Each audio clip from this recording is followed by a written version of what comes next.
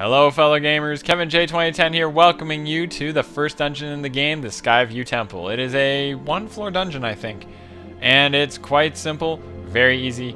It's a pretty good first dungeon. I prefer the Forest Temple in Twilight Princess more.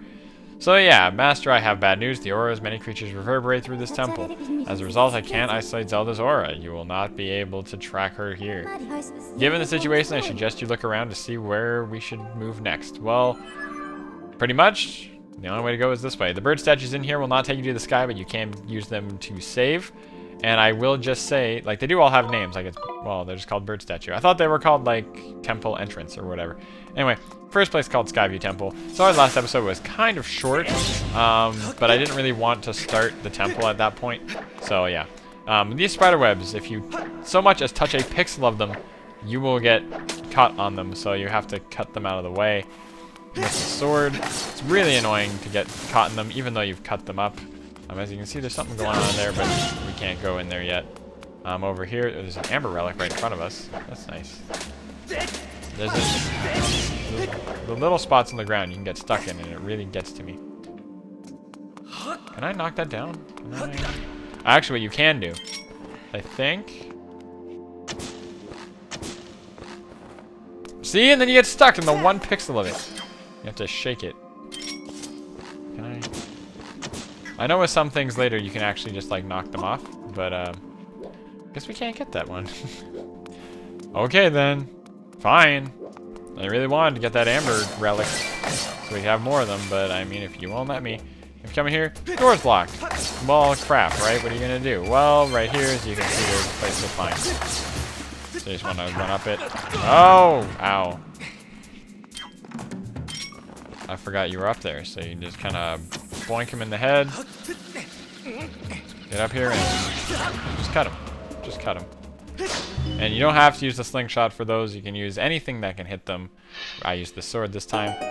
And it worked. And then you can run out of here. So let's just get going.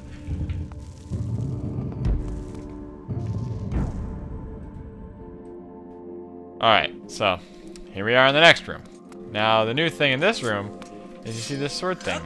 And he'll actually follow your sword. If you just spin him around a few times, he'll get dizzy, and he'll get knocked out and fall off the wall, which is a little weird. I don't know how they... I understand why they thought of it. I just don't know why they thought of eyes. Like, it has to be eyes, but, like, fall off the wall. I don't know. It's a little gross. Anyway, so these things are going to attack you. You can just run past the Deku Babas, and none of them attacked me in the end, so I'm a liar. Anyway, there's new Bokoblins in here. Let's see. You can use Phi to check on them. Target locked. It's a green Bokoblin. This variety of Bokoblin enjoys dark places such as caves. Its sunlight deficient lifestyle has turned its skin a stomach-turning shade of green. However, like its red brethren, it exhibits a fascination with festive undergarments. I just realized he has like a thing. So I haven't fought any green Bokoblins, but they're no different than the ones we've already faced. They'll block your attacks. They have the same amount. Oh, they have a little bit more health.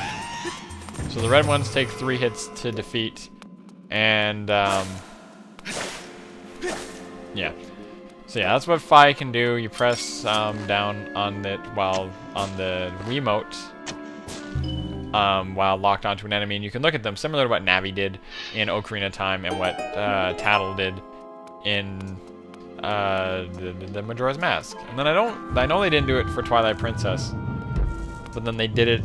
I think they did it in Wind Waker. I don't remember, because there was never like a way to just talk to Tetra, the King of Red Lions. I don't remember. I haven't played a lot of Wind Waker, so I apologize there. Anyway, oh jeez, these are kind of scary. These are Skulltulas. Ow! And what you have to do is you have to bounce them around until you can get behind them. Once you get behind them, you can stab them in the underbelly. And he went all the way down there. And these are Walltulas. These are the ones that are on walls. You would have thunk that Walltulas would be on walls. And you can shoot them down with your slingshot. Not too bad. As you can see, this room has got like nothing in it. And I didn't really check that sign that was up there. There's a lot of, you know, I'll show it to you now. Just because I can. And we're going to be in this dungeon for an episode or two. So 2 doors lead to rooms left and right, but they will only open when the gemstones are struck. One is above, one is below. So that's kind of telling us like the other room, I think. It's nothing to do with this room. Because if you come in here, you'll see that there is a thing you can hit here. So if you hit it, it'll pour water in. Yeah, it's kind of interesting that the first temple is kind of a water temple. It's not technically a water temple because there aren't too many water puzzles, but there sure are some water puzzles. So, there we go. So there's the first water temple. Or the first water main released. I don't think we'll open the other one. Do we open the other one? I don't remember exactly how this dungeon goes, so I'll have to remember again. But yeah, so now the water has been raised in here, what you want to do is you actually want to jump down here. Oh, that's what they meant. Because in the other room, when we got attacked, in this room when we came the first time, to open that room, we had to shoot it with a slingshot, which was above the door. This one is now below the door, and that's what the stone tablet was talking about. So, we've now opened this side. I'm surprised I'm getting through this as fast as I am, because I was afraid that I was totally going to forget how to do this dungeon. But so far we're doing good, so. There's no way to swim faster in water, at least right now, so it's kind of bad. Like, at least in Twilight Princess, you get a little, like, swim thing. Because Link had a really well-defined side stroke, but anyway. There's a green bokoblin right here. I'm just gonna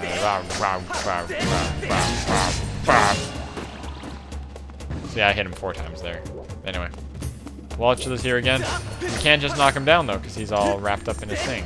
So, forget what I have to do to get him off of this. I think I need to somehow break the thing. Wait, how do I do this? Oh, right, I don't. Right. Right, and I missed. Right, I was wondering. Like, I can't beat those guys. How am I gonna beat those guys? I can't beat those guys, and then I realized I'm not supposed to be able to beat those guys. Anyway, so you jump across both there. It's a Quadro Baba. As I said, easy way to handle them. Wait for them to attack you, shield them, and slash them. Because you have to slash them like 3 times, and you have to guess which way their mouth's open. Well, not guess, but you have to get it right. Gaze upon your map until your eye finds the X, for it is there that you must strike a glittering gemstone to reveal a path. Okay. Alrighty, so that was like bad timing. So the doorbell rings, and then my dog starts going crazy. Anyway, that's what you get when you still live with your parents, and you wish that you could make more money, but school sucks, and YouTube ain't working out too well. But given YouTube is a hobby, so it's not like it's a huge thing, and I'm super upset about it. Anyway, so you come up here, and you find, what did we find? Well, what did we find now? We got the dungeon map! Now, the cool thing about Skyward Sword, they kind of fixed the dungeon map in this game. It doesn't just show you everything, which it's showing us now. It also shows us where everything is, including the X's that they're now marking. It also reveals locations of treasure chests, so be sure to take a look. Oh my god, fine! Leave me alone! I don't want to listen to you anymore. Position of the doors and their locks, as well as the position of the stash of treasure chests, can be confirmed. Yeah, however, be aware that you will be unable to use beacons here due to the indoor nature of this environment. Anyway. Oh, it wants me to hit start just so I can look now. So as you can see, there's an X over here. And there was an X over here before, if you remember. So maybe we need to hit... We already hit that X to bring up the water once. So maybe this X brings up the water again. And yeah, I believe that's actually what it does. Because it makes the most sense. This dungeon's very symmetrical, which is nice. It's a nice little thing to do. It's not super symmetrical, because being super symmetrical is a little boring. These guys are pretty easy to take out when they can't move, because they can't move. Just gotta cut. I'm gonna get stuck in the bottom of this one, I don't care. Okay. Just stab, stab, stab, and then just cut all this out of the way, and spin, slash, and spin, and slap. What? I can't slash that middle one. I can't slash the middle of this. I literally can't slash the middle of this. I really can't slash the... Wow! I'm surprised okay, I don't know what's going on there. Anyway, so as you can see, we came over here and we just gotta shoot that. Activate that with our slingshot and we pour in the other collection of water. And we now, that's all the water that we can get. So, there we go. We're gonna wanna come back into the original room. Don't know why it sounded weird when I was saying that. I was like, come back into the original room here. And back in this room, what we can do now is with the newly raised logs, we can head up here. And as you can see, these Walchulas will attack you, but unlike in Ocarina of Time, where they'll just kind of like, they'll poke you and you'll fall off, and you're just like, dang it, I fell off. In this game, you can shake them off, so it's not too bad. Anyway, as you can see, there's a Skelch up there. Not sure how to fight him. Well, he'll come down and yeah, just hit him up. Didn't hit him right. Hit him. You have to hit him with 2 horizontal slashes, and then as he's doing that, hit him with 2 stabs in the underbelly. Man, they're so creepy. Anyway, what are you telling me now? Okay, she was. Will say right now, one thing that oh, what the? No, they have to both be looking at me at the same time. Okay. Anyway, that was weird. As I was saying, now I forgot because I was thinking about that. Skulltulas, they're creepy, and you stab them. 2 horizontal slashes, 2 things. They're kind of creepy, but they're not that creepy. I don't know. I don't find those ones all that creepy compared to some of the other ones. In fact, none of them are all that creepy. They never really got to me. I don't know.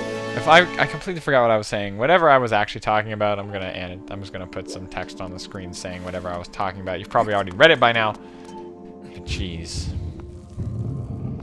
Speaking of Reddit, who out of my fans goes on Reddit? And for that matter, what subreddits do you use? I'm just wondering, because I use I do go on Reddit every once in a while, and the only 2 subreddits I really watch are Game Grumps and League of Memes and League of Legends a little bit. So with the small key, which by the way I didn't really explain, the small keys are items that you can use to open doors that are only wow. They open doors in the area. It can only open doors in the area. That's what I meant to say. I don't know why I couldn't say that. But anyway. So we're gonna want to shoot that to open this middle thing.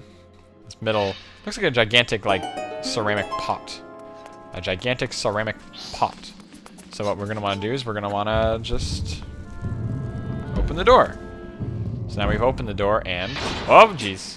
Oh no. Oh no. The lighting's getting bad too. Oh jeez. It's a Skulltula, and he will block you with 2 swords, unlike 1 sword. So you have to guess which way he's guarding, and you have to kind of slash away. Whoa, and he blocks like that.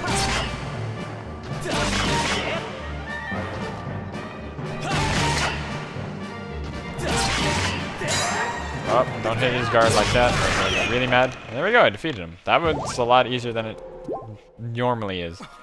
There are harder enemies later in the game, but anyway, that just appears, which is nice, which is very nice, and oh my god, what did I find? Oh, what did I find now? Oh, it's a ew, it's a beetle. I told you I don't like insects. Point the Wii remote at the screen and whatever. If a control feels out of alignment, press it. I don't care. New item is the beetle. It's gross, but it's kind of cool, so. You have required a new item. Analysis of this object's insect-like profile and wings indicates it can fly. Tilt the Wii remote to remotely pilot the device, blah, blah, blah. To launch the device, press B to ready it for takeoff, then press A. Alright, so, think, oh, you know, I got a little bit more time. I'm gonna just fly him out of here.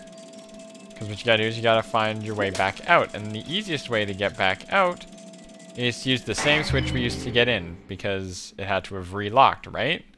So, it's actually really cool. It's actually a very cool item. It was in the trailer for Skyward Sword. Got a lot of notice, the fact that you had this cool thing that you could fly remotely and whatever. But anyway, I think I'm gonna end the episode here. So we've gotten pretty far into the Skyview Temple. We've pretty much finished off the first half of it.